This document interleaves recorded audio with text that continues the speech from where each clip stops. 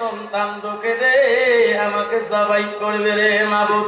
মা যখন খুলি দেয় না, অফিসার মনে মনে ভাবলো রে মাবুদ, জীবনে বোধহয় জান্নাত যেতে পারলাম না, জাহান্নামের শরীর জ্বলবে।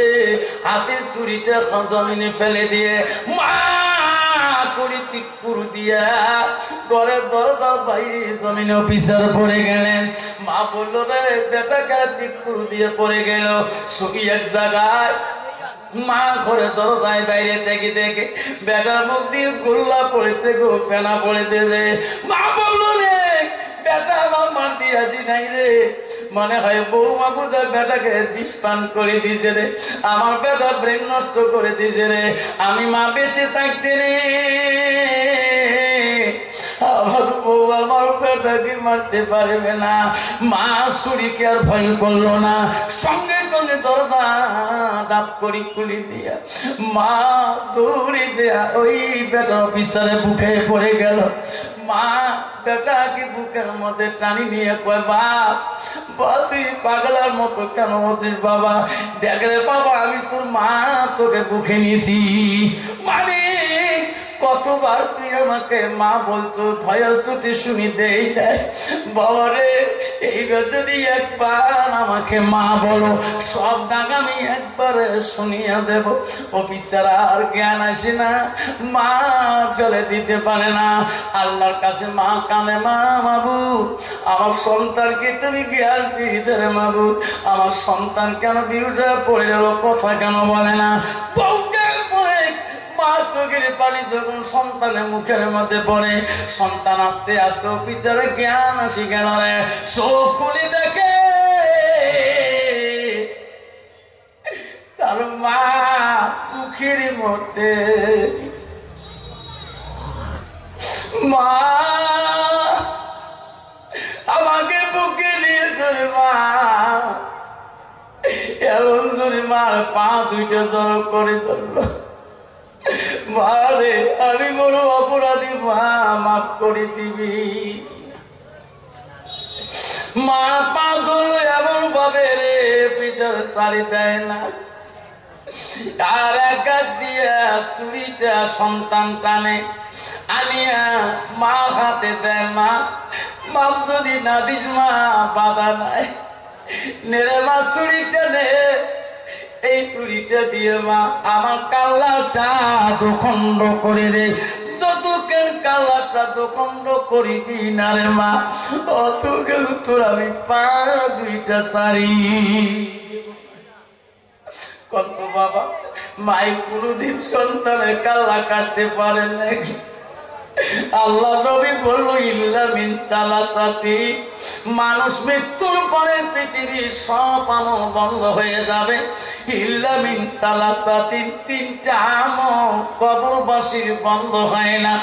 নবী বলল সাদাকাতুন জারিয়াল মিহি ইয়ামতাফাহু বিহি আওলাদুন সালিহুন ইয়াদুলাহু। নবী বলল সন্তান যখন দোয়া খায় করে মা বাবার নামে, ওই সন্তান যদি ইলম শেখে অপরকে শিক্ষা দেয়, ওই কবরবাসীর আমল বন্ধ থাকে না।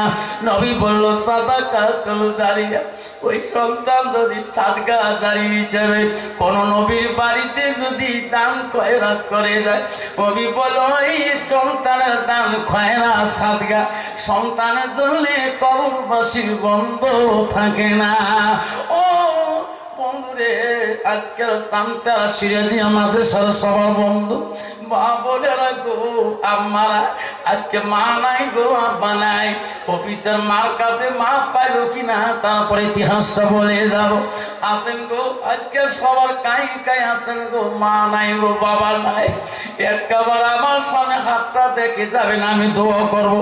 কার কার মা নাই হাতটা দেখাইবে, কার কার মা মারা গেছে গো কবরে দিছেন, হাতটা আমার মতন করে দেখাইবে গো। কার কার মা বাবা নাই। আমার বন্ধুগণ, আমার মনে হয় নবীর বাড়িতে ভালোবাসে, নবীর বাড়ি যদি মাল দেওয়া হয়, সাদকা দেওয়া হয়, নবীর বাড়ি অসল হয়ে যাবে। বন্ধুরে নবী বলো আমার বাড়িতে যারা ভালোবাসে, আমার বাড়ি বাড়ি সৌন্দর্য রাখবে, আমি বলতেছি আল্লাহ তার কবরটাকে সৌন্দর্য রাখবে। আমার বাড়ি যখন নবী বলো আদর করবে, আল্লাহ তার কবরে তার আদর করবে। আব্বা আমার একটা বাবার কাছে চাইলাম 5,000 টাকা দিতে পারে না, কষ্ট হয়। আসলে আমি বাবা 5 কেন 10,000 টাকা চাই। গত রাতে বঙ্গাইগাঁও সভা করছিলাম বড়পাটা বগুড়িগুড়িতে, আমি 10 চাচ্ছিলাম, কমিটি বলছে হুজুর গ্যারান্টি নেই 5 চাবে। আমি 10 চাচ্ছিলাম, একটা চাইতে 2 জন আসি দাঁড়াইছে। যেরকম সুবহানাল্লাহ। একটা ছেলে কাঁদি কাঁদি বলে হুজুর আমি একজন গাড়ির ড্রাইভার। কি নাম বাবা? এদিকে বাবা। আয় রে মোজাম্মেলা, আয় বাবা মোলাকাত করিয়া যা দিয়ে। কি নাম বাবা তোমার? নাম, বাড়ি কোথায়? আল্লাহ মোজাম্মেল হক। আল্লাহ তোমার আব্বা মহিউদ্দিন বড় সুস্থ, আল্লাহ 5,000 টাকা দান কর। আস্তে আস্তে দানটা তার পরিশোধ করবে। আল্লাহ মুজাম্মেল ভাইয়ের আব্বার বেমারটাকে আল্লাহ তুমি সুস্থ করে দাও। জোরে কোন আমি সবাই একটু হাত তোলে আল্লাহ আমিন। ও গো মওলা, ও গো আল্লাহ, দেখে রে তাকাইয়া মুজাম্মেল ভাই মোর 5,000 টাকা দিল হে মাদ্রাসার লাগিয়া। মা বাবা বড় অসুস্থ, মেরে মৌলা মাফ করিয়া আল্লাহ বেমার আজার থেকে দিয়ে শেফা করিয়া।